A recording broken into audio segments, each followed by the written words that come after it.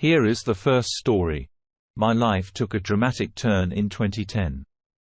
I was happily married to my wife, and we welcomed our first child into the world. Little did I know that a storm was brewing right next door. The 1st of November night, as my wife slept peacefully, a message on her phone shattered the tranquility. A flirty message from our neighbor, the person we trusted, who had been sharing intimate messages, nudes, and even planning secret meetups since the early days of our marriage. It felt like the ground beneath me crumbled as I scrolled through the damning evidence, capturing each betrayal with screenshots. In a moment of disbelief and anger, I decided to confront the truth. I reached out to our neighbor's wife Maggie, revealing the affair that had been going on under our noses. Maggie and I shared a common tragedy. Our spouses had not only cheated on us but had also abandoned their families. Devastated, I told my wife I wanted a divorce. Despite her tears and pleas, I couldn't find it in me to forgive and forget. I even went to the extent of getting a paternity test for our child, wanting to be absolutely certain about our connection. Within days, I returned home to find our baby crying in an empty house.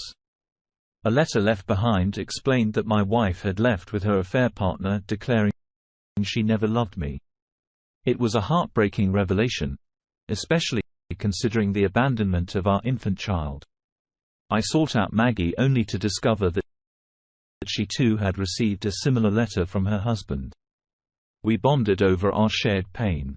And despite the hardships, we became each other's pillars of support. Maggie, dealing with postpartum depression and left alone with her newborn, joined me in navigating the challenging path of single parenthood. As the days turned into weeks into months, Maggie and I formed an unbreakable bond. She became a mother figure to my child, and we decided to face the world together. We became engaged a year later and married in 2013. Our love grew, and we welcomed another child into our lives in 2015. In 2018, as our family thrived, a revelation shook us. My son accidentally stumbled upon a picture of my ex-wife. Faced with the inevitable questions, Maggie and I decided to protect him from the harsh truth. We told him that his birth mother had tragically died in a car accident, and Maggie had been his loving caretaker since he was 6 months old. 2 days ago, my world took an unexpected turn when I received an anonymous email that would bring back a flood of emotions. As I opened the message, the words hit me like a ton of bricks. I want to see my son and want my family back. It was from my estranged ex-wife, the one who had left me and our child a decade ago.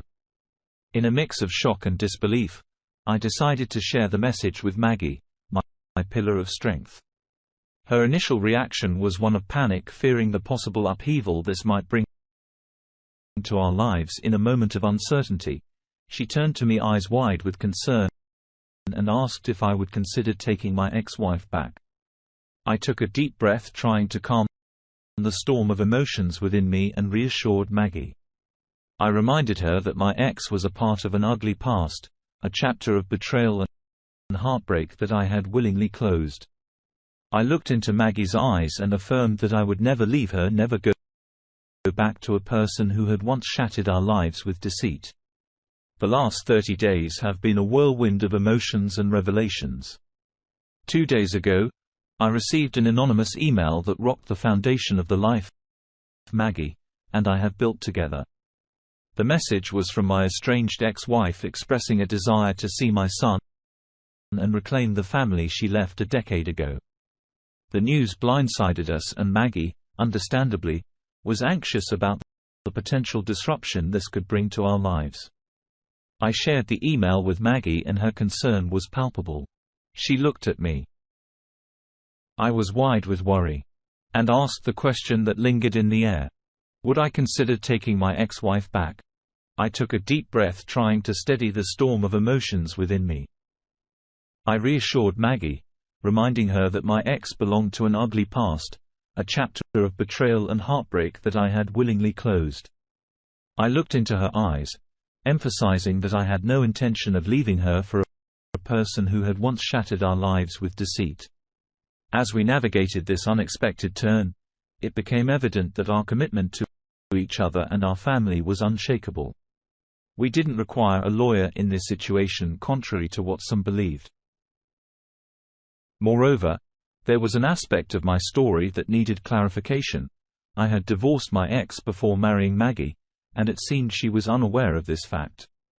I also held full custody of my son, a status that might now be challenged with her return. To address the legal concerns, I consulted a friend who was a lawyer. He confirmed that my ex could face severe consequences for her years of abandonment, heavy fines, termination of parental rights, and even the possibility of jail time.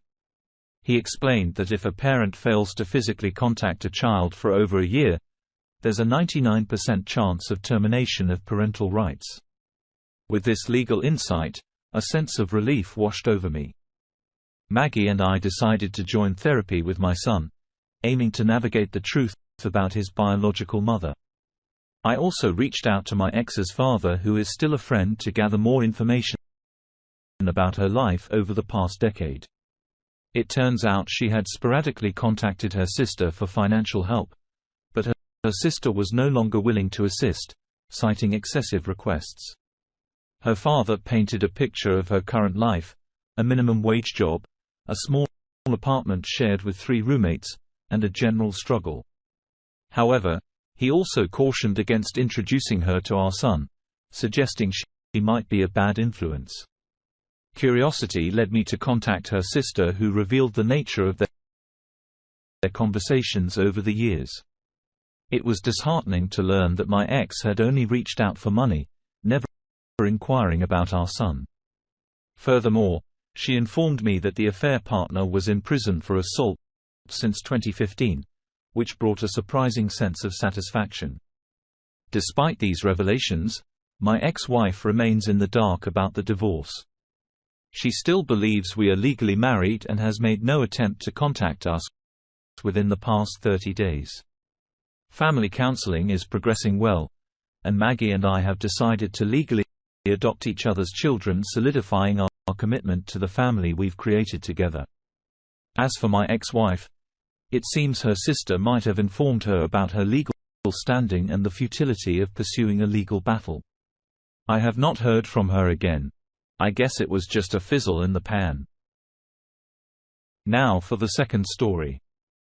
I recently discovered that the psychologist I've been seeing to help me recover from being cheated on is coincidentally a mistress herself.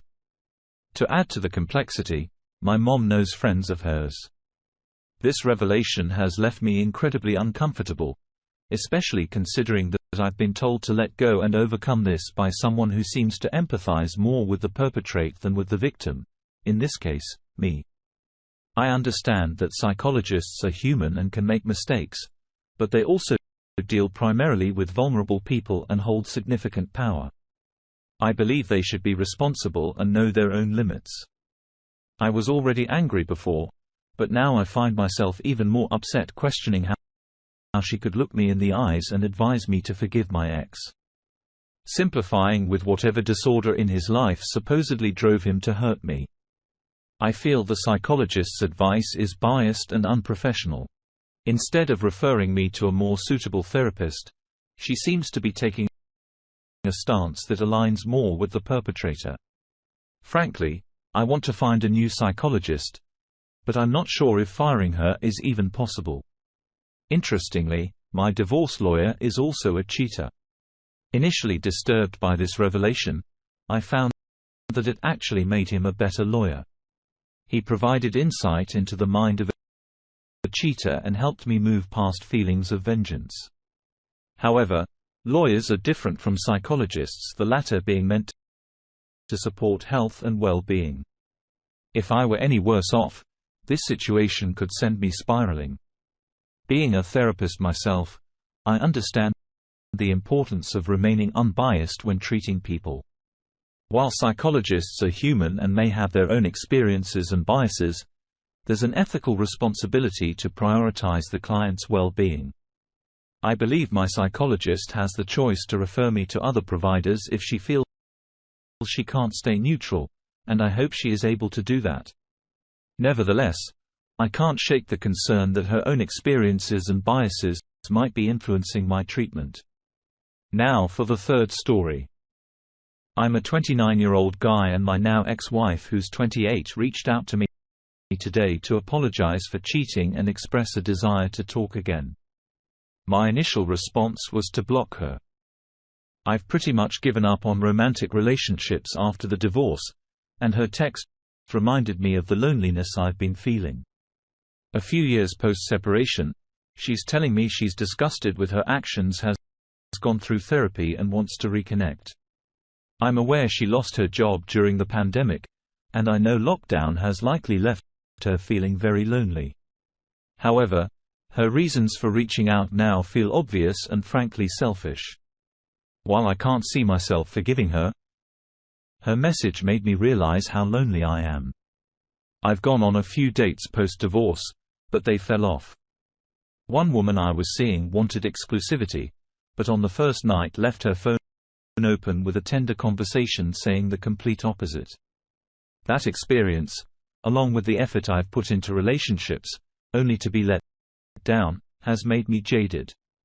I want to clarify that I'm not misogynistic, and I've met fantastic, loyal, caring women. My personal struggle is the time and effort involved in being a good partner, only to have it figuratively spit on. The constant disappointment has understandably made me jaded. I'm grappling with a bunch of reasons for this. Despite my libido and attraction to attractive women, meaningless encounters don't fulfill me. I'm adventurous, but prefer that with a singular person who cares about me as I do about them. The second issue is that I've dealt with infidelity in the past, always with attractive partners. I've been avoiding a woman I went on a few dates with because while we hit it off, I'm not as physically attracted to her as others. It feels wrong to string her along when I don't have the same feelings for her, but I can't seem to get over this hang-up that attractive partners are more likely to cheat. I'm in a bit of a tangled mess of emotions, and I ended up rambling again.